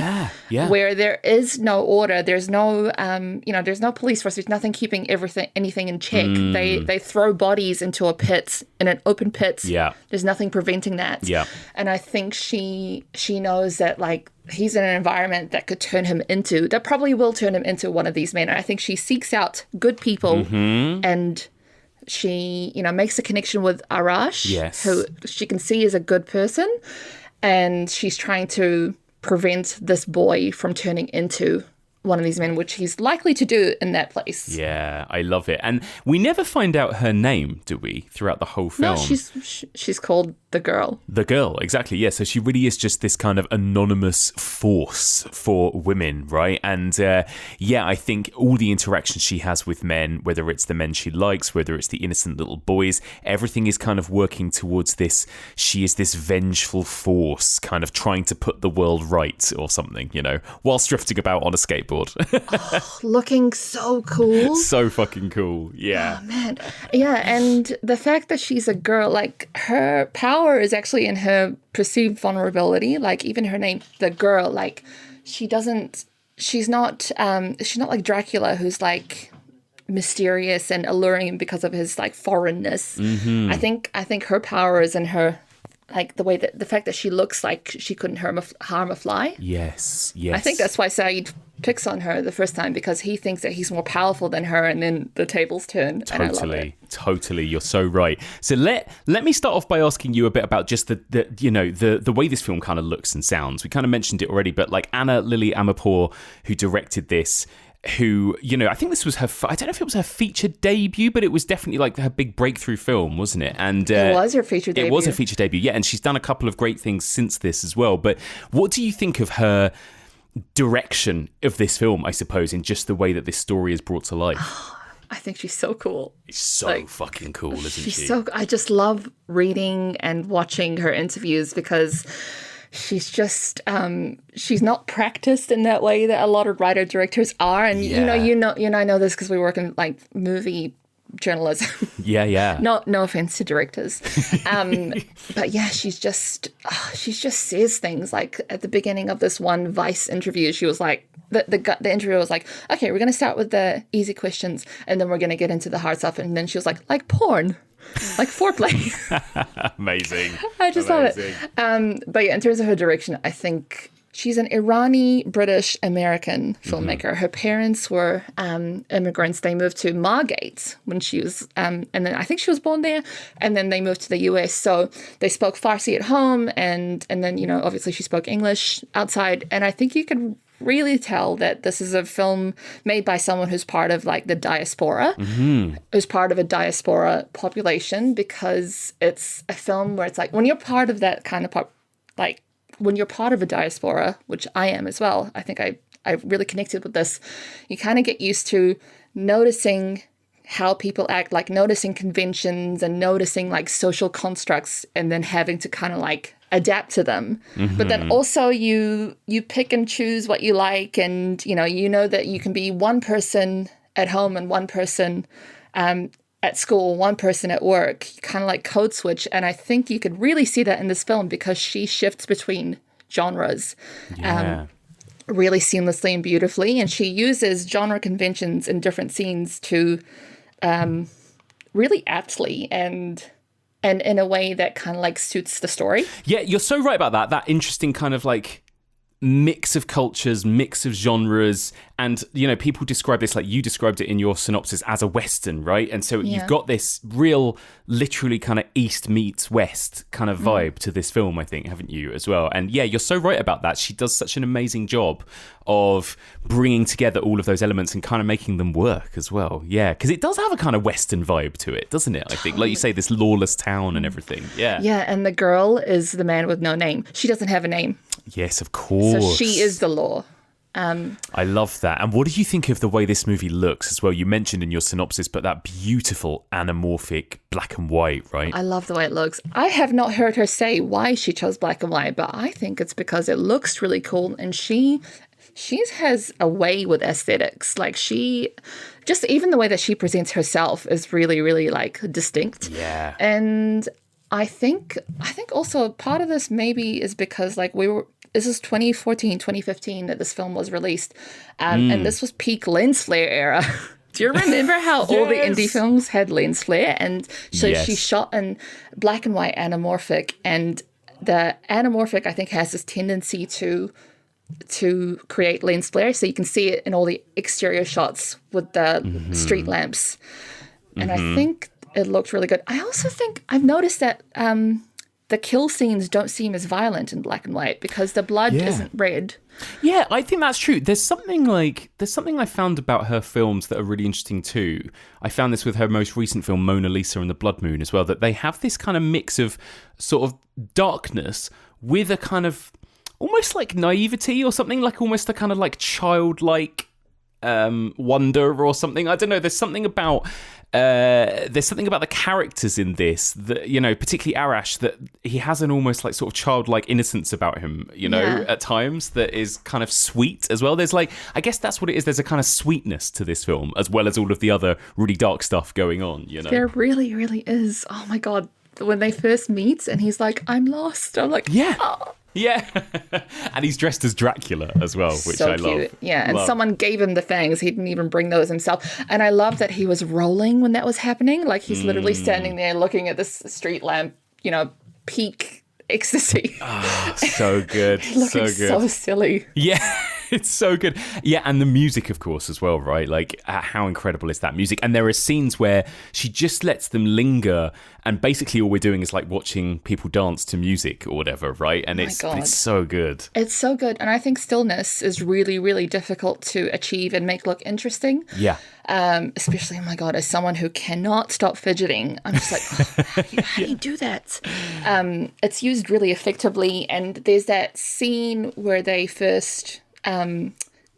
I guess they don't really kiss, do they? But it's what would be the kiss scene, which is just the entire length of the song "Death," yes. And they just take the full length of that song to just sort of like, not collide, but like move closer to each other, and it's so beautiful and romantic and sensual. And I don't know how they do that. How do they make slow movement look so cool? It's so cool. And I think you're right. It's to do with that music. It's the performances. It's the black and white. There's something about the black and white as well, and just the contrast of this film and how nice it looks. It's like you could almost pause any frame of this film and kind of just like hang it on your wall, couldn't you? I think it just looks amazing. Yeah. Her skateboarding in the chador. I love that. I want that on my wall. It's so cool, isn't it? And I want to ask you a little bit about the fact that there is a woman directing this, and this is a very basic question, I suppose, but I think it's still worth mentioning, just because 99.9% of vampire movies out there, and the ones that we've covered, have been made by blokes, right? Apart from maybe Near Dark and maybe one or two others. And I think it's always interesting to see if the film has a different kind of perspective, a different gaze, whether it's got a particularly female gaze, Oh yeah. I was just gonna say the opening shot of this film is for women and people who are attracted to men, because that opening shot of Arash leaning against, what is it, like a fence or something, in that t-shirt. Yeah. Thank you. So good. There's almost a bit of like James Dean or something about him in that shot, isn't there? Definitely. Yeah, really cool. He looks great. He's there to be gazed at. Exactly, yeah. And I think the film, obviously this being a story about women walking home alone at night, and the fact that it does take on that almost revenge movie style, I think a movie and a story like this has to be told by a woman, doesn't it, really? And what about the fact that this is, made by a British, American, Iranian filmmaker? And obviously this movie is set in Iran, as you mentioned in your synopsis. It's the first, Iranian vampire Western.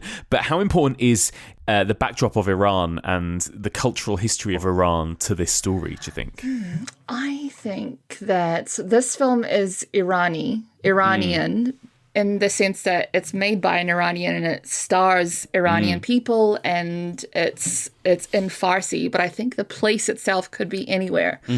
Because they had no involvement with the Irani film industry in making this film, so it's Irani because of who's in it and who made it, which is, again, like, it just highlights that it's like an Irani diaspora film. So yes. I think it's Irani in its source and the attitude and the language, but I don't think it gives you a sense of Iran itself. But I think it's also important to understand that, like, people from the Middle East are, a lot of us live overseas because we've had to escape a lot of things over the last 40 years. So that's a part of being Irani, Iraqi, Syrian, Lebanese. It's like part of it is just like being from where you're from, but also like living somewhere else. Yeah. So I don't feel like it gives you a sense of Iran, but I do feel like it gives you a sense of like Irani people, because they do, like the art that comes from that place, like the art, the music, like they love... it's a very like beautiful culture. They love beauty. Yeah, it's really interesting. Yeah, because I think, around similar time, actually, funnily enough, the same year was Under the Shadow, made by Babak Anvari, that is a ghost story, but it's very much set in 80s Tehran about the war that was going on in Iran at the time, and that's kind of happening in the background, and it's a much more kind of overtly, and even though very similar to this, I think it wasn't actually funded by the Iranian film industry, or it was a British made film. But it was about Iran, and it was about that time, and was much more kind of overtly political. Whereas this movie does feel a little bit more like it's doing something a little bit different. It's almost like a kind of fantasy that could be kind of set anywhere, I guess. But you're right. I'm sure it has so much of that aesthetic and look and sound as it's obviously made by Irani people. Yeah. Yeah. Cool. Well, let's talk about the characters. What do you think of, our main boy, our final boy, I suppose, in a way, right? Arash. He's just a little dreamboat, isn't he? Like, he's looking after his dad. He loves cats. Yes. Looks great in a t-shirt. Works hard. He's not a manic pixie dream boy, not at all. But like, he almost kind of is, isn't he? He's a bit of a fantasy. He's there for the girl. He's there for the. He drives the plot. He drives the narrative, but I feel like he's there for the girl, because I always think of him in relation to how the women in this film react to him. Yes. He's very innocent. He doesn't always know. He doesn't always read the room very well. No. Like in that party scene where he goes in for the kiss. I'm like, dude, she wasn't flirting with you. She's just. And. Yeah, I think he needs a little bit of looking after, and I'm so happy for him. Yeah, that's it. It does feel like that. He kind of needs looking after. He sort of needs saving almost, doesn't he? He it does. Feels like. Yeah. Isn't he lucky? Exactly, I know. And the relationship with his dad is kind of sad, isn't it? I think, that is the real kind of emotional core of the film, that his dad is an addict, right? And that's kind of partly what sort of sparks off this whole story, isn't it? Yeah. But yeah, all of that side to it. And again, that's something that we've seen come up a lot in the vampire subgenre, that it draws parallels to things like addiction and that kind of thing. Not necessarily overtly in this film, but it feels important that that's part of this movie as well, right? A heroin addiction, essentially. Yeah. I think that was a deliberate choice to make addiction a part of the story, but not make it like the vampire isn't the metaphor for addiction. It's just like it's just there as a part of it. And yeah, and I guess it just adds to this idea that all of these people are in trouble in some way. They all need help. They all need saving. Whether it's the father, the son, the sex worker, whoever. Like all of these people need saving.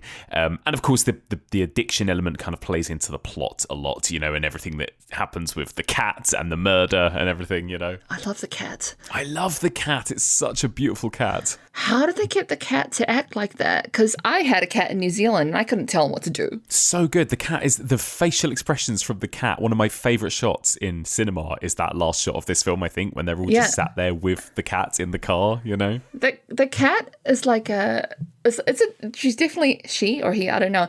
The cat is a device, it links everything in the story. Yes. And I just love that. Yeah, I know. Beautiful cat as well, right? Isn't it? Beautiful Such cat. a beautiful, healthy cat. Do you think she was feeding on the bodies? Like, how did that cat get that plump? I know. Unbelievable. Because she would. Looked incredible. Everyone and everything looks incredible in this film, basically. Everyone's looking their best. Yeah, everyone's looking their best. Exactly. And we've got, obviously, our vampire, the girl. Would you call this kind of a traditional vampire in the way that this vampire is portrayed? Is this the sort of vampire that we've seen in Dracula, Interview with the Vampire, whatever else? No, because she doesn't appear to be driven by bloodlust. I think her driving, the thing that drives her is desire for connection and loneliness. Yeah. We don't see her hunting, really. She doesn't even really need to hunt. She just walks around and, just finds bad people everywhere. So, yes. She's not a predator. So I think that makes her really different to a lot of vampires, but it also kind of makes her a typical 2010s vampire because do you feel like in the 2010s when vampire movies kind of moved into the indie scene, the whole thing with vampires, with Only Lovers Left Alive and even Twilight, it's all about them not hunting people. Yes. So yeah, I feel like she's a non-traditional vampire, but kind of fits into the 2010s vampire. I agree. Yeah, kind of post let the right one in vampire almost, right? Yeah. That one as well. Yeah, that one. Yeah. She doesn't really go out and kill. She gets Hakan. Yes. Hakan to go out and get him. That's a really important turning point, I think, in vampire films of that era. I think so, because you're right. I think then the 2010s are defined by these really kind of quirky, offbeat indie vampires more than, classic horror vampires, I suppose. Yeah, or before that, it was the steampunk, the cool vampires, rave vampires of Blade. They were a lot more predatory. Yeah. Do you kind of see this as your traditional horror film? In the way that horror films predominantly are designed to unsettle us or scare us or repulse us or whatever? No. I don't think it's that unsettling or scary. There are a couple of scary shots, like when she sort of tilts her head and then bites Saeed, the drug dealer at the beginning. That's about as close as a horror film. That's about as close as it gets to being a horror film. But I think if anything, it's unsettling because she's constantly wrong-footing us. We get comfortable in a scene and then again it shifts and becomes something else. Yeah. So in that way it is unsettling. But I actually think the vampire is not the scariest thing in this film. I think the scariest thing in this film is when Hussein is that's Arash's dad, is when I think the scariest thing in this film is when he forcibly injects Artie with heroin. Yeah. That was the bit where I was like, oh my God, no, this is awful. Yeah. Agreed. He has some scarier moments. The pimp character as well. Saeed. Saeed. He is an intimidating, scary character. You're right, and I think it's just flipping the, like that title leads you to think, oh, this is going to be a scary film about maybe somebody stalking women or something like that. And of course, it deliberately gives you the opposite of that, doesn't it? Which is really nice. Actually, it's nice. It's nice when you watch these scenes of this woman walking home alone at night, and you just think to yourself, "Oh, she's fine. She's going to be fine." You know? Oh my God, yeah. So this weekend, I went to Margate, which is where Anna Lily grew up, and I was there for a friend's birthday, and So my friend's birthday party was in this flat, and then where I was staying was an 8-minute walk away, and I was walking home at the somewhat respectable hour of 4:30 in the morning. Oh my God, good work, Maha. I love it. Thanks.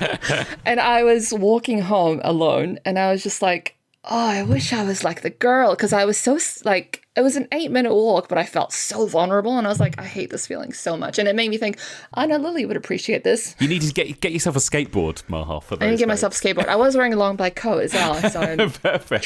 trying to channel the girl energy. I was always terrible at skateboarding. I tried it when I was younger, and I just kind of flailed about. My husband's really good at it. Really? Yeah. Yeah. It's one of those things that if you can pull it off, you look so cool, but I could never pull it off. I can't. So what did you think of the film? Like, do you think it's a traditional horror or a type of horror? It's a horror film in that it's got a vampire in it, but so many of these films aren't really horror. Interview with the Vampire, Twilight, Girl Walks Home Alone, like Only Lovers Left Alive. These are all not really scary movies in the way that classic scary movies are, right? And actually, the interesting thing about vampires is that even though they are predominantly horror monsters, they almost exist outside of the horror genre now, I think, particularly around, in the last 20, 30 years, I should think. You've got Marvel vampires with Blade and I don't know, not since maybe things like Salem's Lot in the 70s have vampires been truly sort of frightening, I think. I think that's really interesting. And we've had conversations about whether that might slowly be coming back, like this idea of kind of frightening vampires again. Like the Netflix show Midnight Mass did a really good job of that, I think, a couple of years ago. And we've got a new Salem's Lot coming out next year. And I think so it's interesting. And I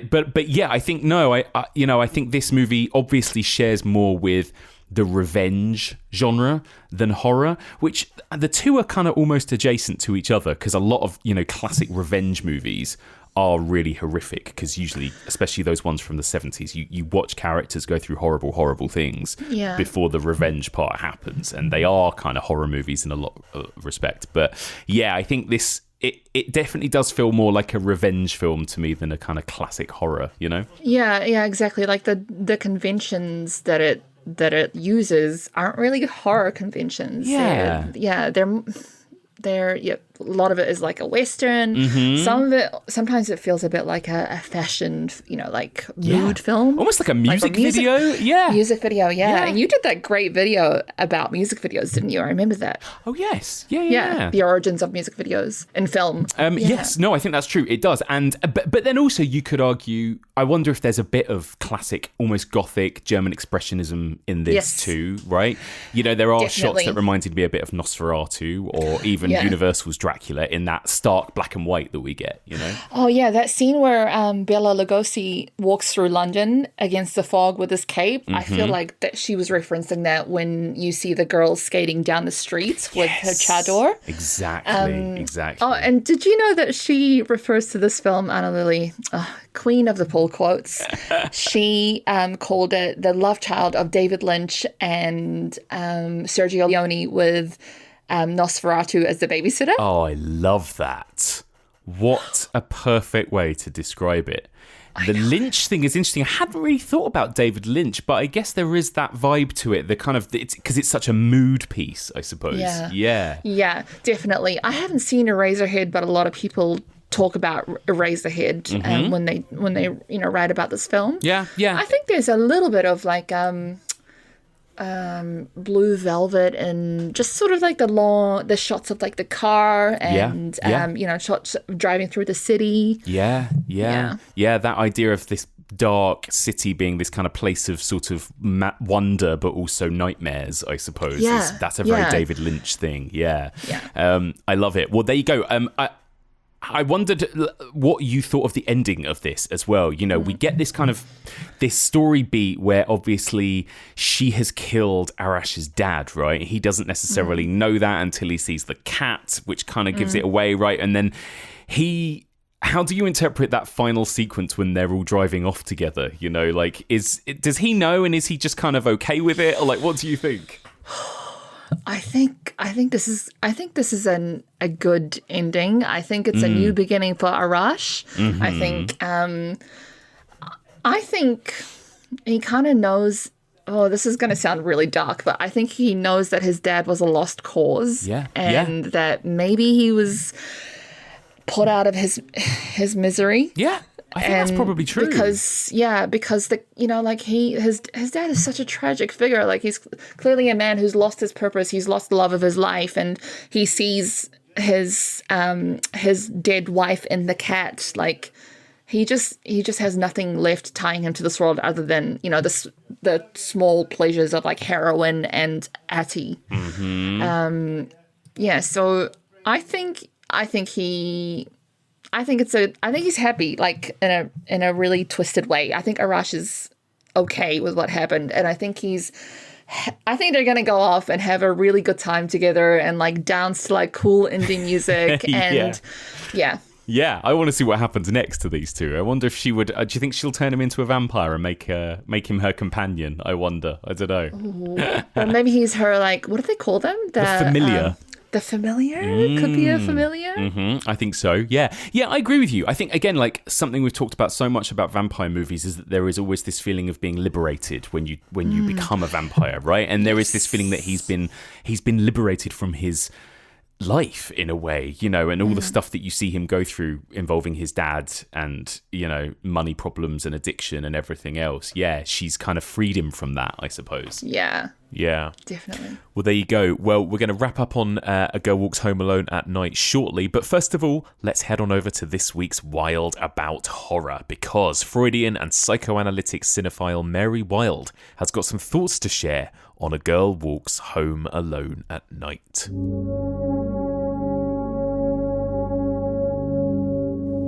Hey Mike, Mary Wilde calling, with some thoughts on A Girl Walks Home Alone at Night, the Persian language American vampire Western film directed by Anna Lily Amirpour. Set in the fictional Iranian ghost town Bad City, the film depicts actions of the titular character, a lonesome vampire, played by Sheila Vand. Guy Lodge of Variety said in his review that Amirpour's auspicious debut feature is a sly, slinky vampire romance set in an imaginary Iranian underworld. Drew Taylor of IndieWire said he had the impression watching the film of witnessing something iconic and important unfold before his eyes. The chador-clad girl spends her time listening to music alone, skateboarding, or bedeviling pedestrians at night. Saeed, a drug dealer pimp, comes across the strange young woman on the street. She goes back to his apartment and just stands back, silently watching as he does drugs and plays dance music. Earlier in the evening, the veiled girl had been spying on Saeed and observed while he abused a sex worker, forcing fellatio on her. Bearing this in mind, the girl suddenly grows long fangs, gently sucks on Saeed's finger, then bites it off before brutally killing him. Director Anna Lily Amirpour said that a vampire is so many things: a serial killer, a romantic, a historian, a drug addict. They're sort of all these things in one. A Girl Walks Home Alone at Night examines these facets in a variety of ways. The film's protagonist is an anti-hero vigilante who targets bad men. As a vampire, she skulks the streets at night without concern for her safety, subverting the implications of the film's title. She is the perpetrator here. She has a certain power that in a place like Bad City would not normally be associated with her, so it is possible to read a feminist influence here. I found myself especially thinking about a particular moment in the film in which the girl strikes fear in the heart of a kid in the street, asking him if he's a good boy, demanding an answer. He tries to reassure her that he's been good, and she warns him not to lie. He insists on his innocence, but she says, quote, "I can take your eyes out of your skull and give them to dogs to eat. Till the end of your life, I'll be watching you. Understand?" End quote. My understanding is that this interaction in the film is a subversive reference to Iran's religious morality police that patrols the streets targeting and harassing women. In Amirpour's film, Vampire imagery functions theoretically like the superego and fulfills a revenge fantasy. There is a strange fusion of inherited guilt from the Iranian state and a redirection of punishment in which the female figure co-opts the Iranian state's authoritarian line and paradoxically deploys it to prevent harm being done to women. In the same way that the Iranian religious ruling class stalks the streets looking for transgressions, admonishing citizens for alleged misconduct, sucking the life from cities, and eroding civil liberties, the vampire in Bad City takes on a similar totalitarian form, but here subverting the veiled woman image of chastity and innocence, and instead draining the swamp of corruption in urban areas. When I claim that the veiled girl in Amirpour's film functions like the superego, I'm referring to the part of the mind that acts as a self-critical conscience, reflecting social standards about acceptable ways to behave. The installation of the superego signals a successful identification with the parental agency, insofar as it is an unconscious internalization of authority. The superego aims for perfection and forms the organized part of our personality.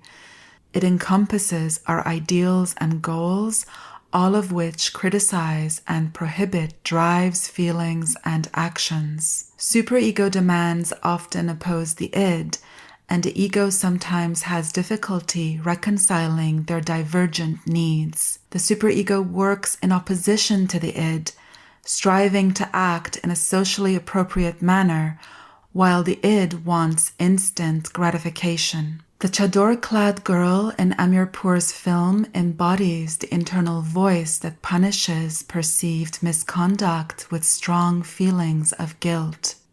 She takes on the role of the Iranian culture's inner critic, redirecting harmful superego impulses from harassing women to targeting male criminals and perceived would-be abusers. Freudian theory tells us that the more intense the repression, the stricter will be the dominance of the superego over the individual or wider society. And in Iran, there is no better representation of the superego than the notorious morality police. Lately, Iran's morality police, a vice squad, and religious state regulator has come under scrutiny for doing something it has always done: arresting, detaining, and sometimes killing people who violate the Islamic dress code, usually enforcing women to wear the hijab. Since the 1979 Islamic Revolution, Iranian law has required all women in Iran to wear a veil or headscarf that covers their head and neck and conceal their hair. The morality police usually consists of a van with a male crew accompanied by chador-clad females who stand at busy public places to arrest women not wearing hijabs in accordance with government standards. Women are driven to a correctional facility or police station, lectured on how to dress, have their photos taken by police, and personal information recorded, then required to destroy any bad clothing with scissors, and generally released to relatives the same day, though many are detained. The penalty for a woman not wearing the hijab consists of imprisonment from 10 days to 2 months and a fine of 50,000 to 500,000 Iranian rials. Violators may also be lashed up to 74 times. The morality police also monitors male-female fraternization, violations of restrictions on the wearing of makeup, and the wearing of bright colors, torn jeans, and short trousers. Members of the public may turn one another in for perceived violations of the dress code, and traffic cameras are also used to identify violators of the dress code. The entirety of Iran's CCTV cameras, including those from cafes, universities, and kindergartens, transmit their footage to the police. On September 16, 2022, the morality police arrested Mahsa Amini, a 22-year-old Iranian woman, for allegedly wearing her hijab improperly. She died in their custody. Her abduction and subsequent murder inspired a wave of protests in Iran and around the world. Director Analili Amirpour uses her Instagram account to educate her followers about the Iranian state's morality police and to express support for the protesters. A Girl Walks Home Alone at Night stands as a compelling indictment of the Iranian morality police.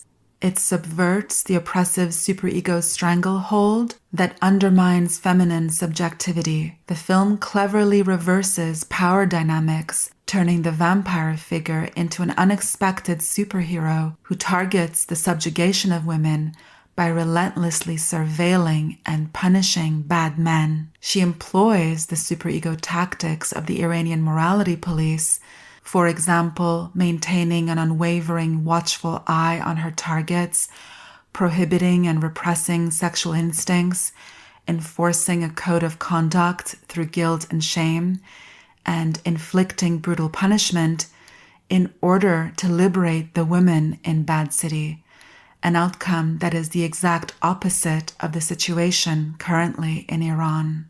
I'm not sure whether Evolution of Horror listeners are aware, but I was born in Iran to Persian parents.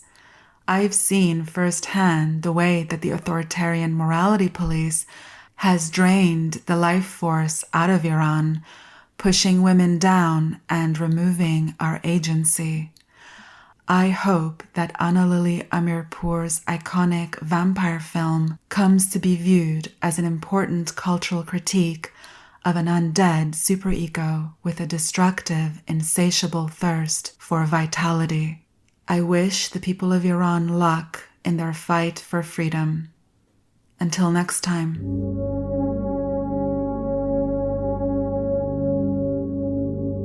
A big thank you to the brilliant Mary Wilde. I always love hearing Mary's insights into these films, and I really appreciated that particular segment. So a big thank you to Mary. And if you want to hear more of Mary's takes on genre films and more, then you can sign up to her Patreon. Head on over to patreon.com/Mary Wild. Right, Maha, we're going to wrap up shortly, but just first of all, any final thoughts? Anything else you want to mention on A Girl Walks Home Alone at Night? I think we should have more films by people who live in that space in between different cultures, because I think that is the thing that that's the really interesting perspective that this film shows. And I think also, when you watch it, just think about the fact that you can be Irani and not be in Iran. Like you can be, you can be someone from one place and live in another place, but you can still be an Irani or, an Iraqi. Like your identity can be fluid and your genres can be fluid. And I think that makes things really interesting. I agree. I love the fact that it gives you a kind of mishmash of things that you don't necessarily know what kind of a film you're in for. And even when you finished it, you don't necessarily know what film you just watched, right? In a way, but I love that it can't be contained in a box. And I just hope Analili Amirpour just keeps making cool spins on genre films like this. She's so cool. And giving us amazing pull quotes. And lots of very attractive people shot through very attractive cinematography, basically. More of this. I want her to take photos of me and write my emails. Yes, please. What a weird request, but I love that. Yeah. Amazing. Well, there you go. Well, Maha, my final couple of questions for you. First of all, what is your favourite vampire movie? My favourite vampire movie is Only Lovers Left Alive, because I just love the idea of it. I love the feeling of it, the mood of it. I love that part of it is set in Morocco. And I just love this idea of vampires really struggling with modern life. I feel like that's just enough real life logic to inject into the genre to make it interesting. Yeah, it's a really interesting thing because we just discussed that one. And I had a really hard time with that film when I first saw it. I thought it was kind of pretentious and a bit boring. And I was like, oh, what is this? But 10 years later, 10 years older, 10 years a bit more jaded maybe, and watching it again and being like, I really feel for these two aged vampires struggling to live in the modern world, you know? I think that's it. I think it's because I watched it like after I turned 30 and I was like, oh, I get it.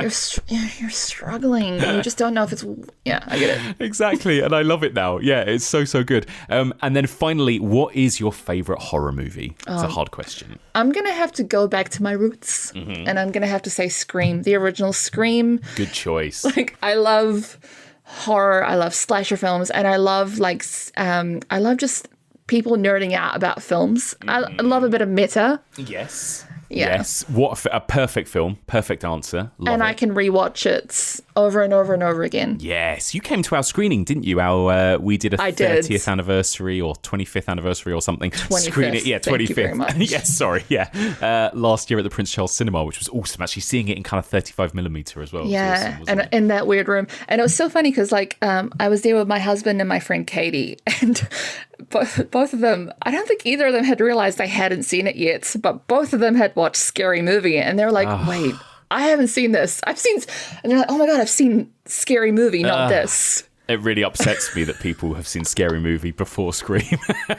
God damn it. I think, there's a whole generation of people who don't know, Mike. I know. It's up to you to educate them. Keep spreading the word of Scream. Absolutely. Amazing. Well, Maha, thank you so much for joining me. It's been so lovely to finally have you on. And just tell people, if they want to find more of your work, your video essays, that kind of thing, where's the best place to come and find you? So the best place is my Instagram, where I have a link in my bio, and it's a link tree because I'm not that organized.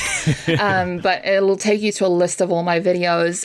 You can also, if you go on the BFI's YouTube and type my name, it's the only one. I'm the only Maha Albadrawi anywhere, I think. Yeah, perfect.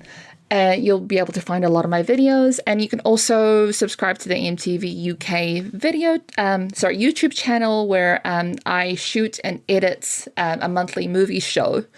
So nice. Take a look at that. Amazing. I'm around. You're around. You're about the place. Yeah, love it. Around. Maha, thank you so much for joining me. Thank you so much for having me. This was so much fun.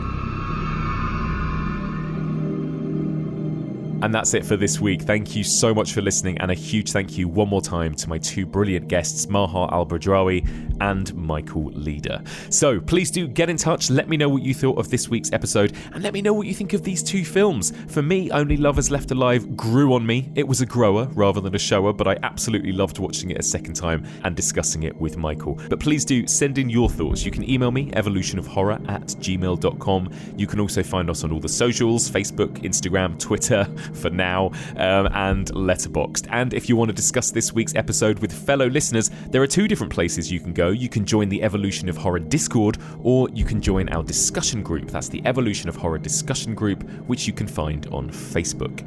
If you want to support this podcast financially and get treated to regular bonus content, then sign up to our Patreon, patreon.com/evolutionofhorror. You can find this podcast in all the usual podcast platforms, and if you get a spare minute, I'd be so grateful if you could drop us a little rating or review on Apple Podcasts or whichever app you use, as that really helps us get discovered by new listeners. Okay, on to next week then. I'm so excited for next week because I recently watched this show for the first time and absolutely fell head over heels in love with it. Next week, we're going to be talking all things What We Do in the Shadows. I'm going to be joined by the brilliant Alex West from Faculty of Horror, and we are going to be discussing, first of all, Taika Waititi's brilliant What We Do in the Shadows, the film from 2014, before we will then be discussing the series. That's all 4 seasons of What We Do in the Shadows. It's going to be a really fun discussion. I cannot wait. Join us next week for all of this and more on the Evolution of Horror.